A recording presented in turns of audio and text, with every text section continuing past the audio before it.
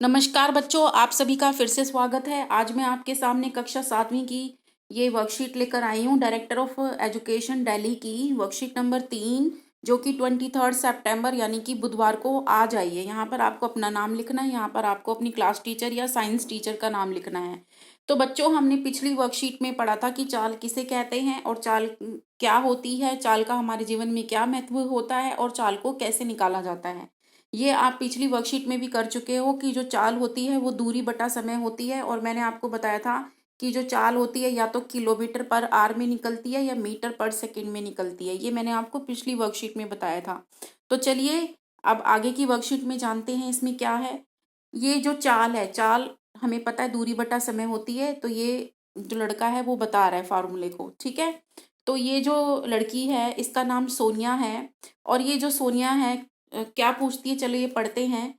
एक school picnic के लिए जाते समय सोनिया ने बस द्वारा तय की गई दूरी पर ध्यान देने का फैसला किया। वो जब पिकनिक पे जा रही थी तो उसने सोचा कि मैं कितनी दूरी तय करती हूँ, मैं इस बात को ध्यान में रखूंगी अगर मैं बस के द्वारा जाती हूँ। तो वह ऐसा नहीं कर पाई। क्यों नहीं कर पाई? क्योंकि वह नहीं जानती थी कि इसकी गणना कैसे की जाती है, इसको कैसे निकाला जाता है। वह नहीं जानती थी। उसने सोचा तो था कि वो ये देखेगी कि बस द्वारा तय की गई दूरी पिकनिक पर जाने के लिए कितनी है, लेकिन उसको पता ही नहीं है कि कैसे निकालते हैं। तो ये जो लड़का है ये इसकी मदद करता है। ये कहता है, पिंक इसको सोनिया को कहता है, यदि आपको किसी वस्तु की चाल ज्ञात हो जाए, अगर आपको ये पता लग जाए कि चाल कितनी है, उसको दूरी ज्ञात करनी थी ना, यहाँ पे लिखा हुआ है दूरी।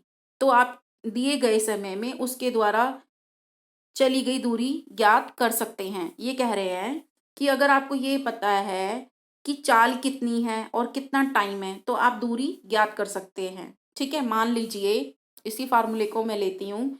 मान लीजिए उसे पता है मान लीजिए उसे पता है कि जो चाल है वो 2 किलोमीटर पर आवर है, पर घंटा है, और हमें क्या निकालनी है? दूरी निकालनी है। तो क्या करेंगे? तो दूरी कैसे निकालेंगे? दूरी बराबर चाल कितनी है? 2 किलोमीटर पर घंटा, और समय कितना है? 1। तो दूरी कितनी आ जाएगी? 2 किलोमीटर। 2 किलोमीटर की दूरी आ जाएगी, ठीक है। समझ में आ रहा है आपको? चलिए हम आगे बढ़ते हैं। और अगर आपको इसी फार्मूले हमने ने ये जो जितना भी निकाला है ना, इसी फार्मूले से निकाला है। कैसे? आप देखो, यहाँ पे चाल दिया हुआ है और यहाँ पे दूरी बटा समय दिया हुआ है ना। और अगर मान लो आपको दूरी निकालनी है तो क्या करेंगे? आमने सामने की गुना करते हैं ना। तो चाल की गुना किससे हो जाएगी? समय से। मैंने चाल के नीचे भी 1 लिख लिया है ताकि आपको समझ में आ जाए। आमने सामने की गुना, जिसको हम क्रॉस मल्टीप्लाइकेशन भी कहते हैं, इसको थोड़ा और साफ लिख लेते हैं। यहाँ पे मैं आपको समझा देती हूँ, ठीक है। अगर मान लो हमें दूरी निकालनी है, क्या निकालनी है? दूरी। तो चाल को समय से गुना करेंगे और दूरी को 1 से। तो दूरी गुना 1, मैंने चाल के नीचे लिख लिया। 1 तो किसी भी संख्या के नीचे लिख सकते हैं ना। और दूरी किसके बराबर हो जाएगी? चाल गुना समय। क्रॉस मल्टीप्लाई करना है, आमने सामने की गुना करना है, ठीक है। तो हमारी दूरी निकल के आ गई। और इसी एक समीकरण से ना हम बाकी सारी चीजें निकाल सकते हैं। कैसे? अभी तो हमने क्या निकाली थी? दूरी निकाली थी। मान लो हमने समय निकालना है। तो समय निकालना है। तो ये क्या आ जाएगा आपका? समय आपका आएगा दूरी बटा चाल। कैसे आएगा दूरी बटा चाल? अब ये देखिए, यहाँ पे समय की गुना किससे हो रही है? चाल से ना। तो हमने ऐसे करना है कि समय की गुना हमारी चाल से ही हो।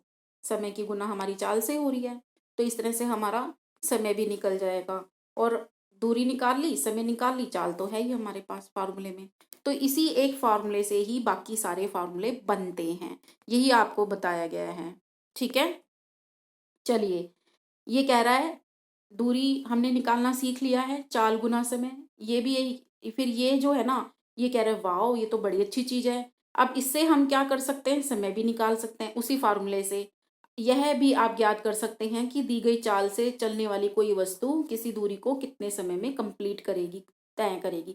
समय निकालना है वो भी ऐसे ही आप निकाल सकते हैं। मैंने बताया था ना निकालने का तरीका। तो ये आप देख ही रहे हो, ये यहाँ पे आपको कुछ दिखाई दे रहे हैं। तो ये क्या है, ये हमारा चाल मापी, चाल मतलब स्पीड, मापी मतलब मापना, तो स्पीडोमीटर यानी कि स्पीड को मापने वाला यंत्र। ठीक है, तो इसके बारे में बात हो रही है। आपने स्कूल, ओ सॉरी, आपने स्कूटर, स्कूटर में, मोटरसाइकिल में, उसके जो डैशबोर्ड होता है ना मोटरसाइकिल का और स्कूटर का, ये आगे लगा होता है, जहाँ पे हैंडल पकड़ते हैं ना उसी के वहीं पर ही लगा होता है, वहीं पर ही हैंडल के पास में ही। आपने स्कूटर मोटरसाइकिल के डैशबोर्ड पर एक मीटर देखा होगा ना? बोलो। हाँ जी, देखा है। इसी तरह से अन्य वाहनों हो, जैसे कार, बस, कार में भी होता है ऐसा ही, और बस में भी होता है ऐसा ही। इसको बोलते हैं डैशबोर्ड। इसका नाम क्या है? डैशबोर्ड। बस के डैशबोर्ड पर मीटर देखे जा सकते हैं।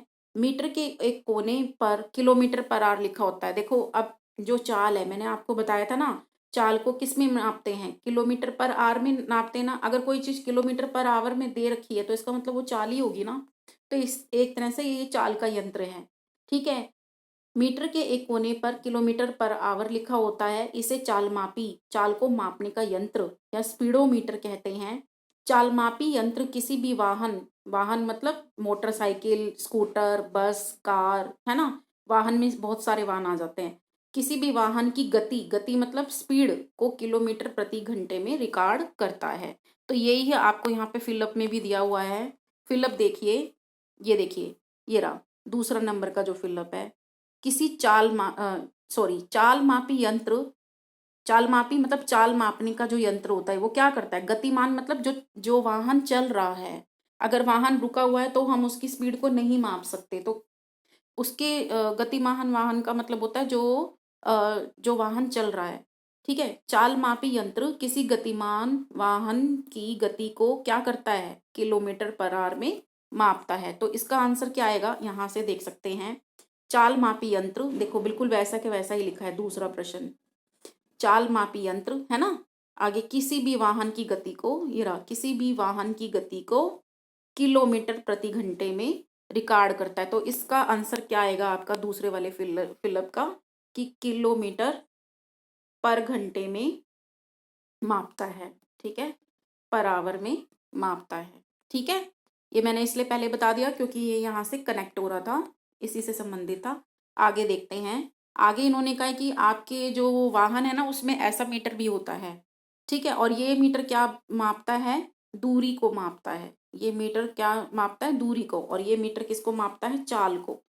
तो ये मीटर जो दूरी को मापता है इसको कहते हैं हम पथ मापी। पथ मतलब रास्ता, मापी मतलब मापना, रास्ते को मापना कि कितना रास्ता आपने पार किया है, कितना रास्ता आपने कवर किया है, तो उसको हम बोलते हैं ओडोमीटर।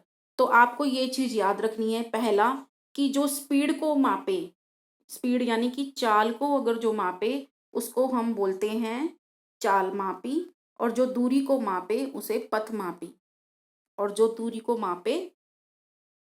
को मापे उसे दूरी, दूरी क्या होता है? डिस्टेंस, है ना, डिस्टेंस, डिस्टेंस, दूरी, जो दूरी को मापे उसे कहते हैं पथ मापी।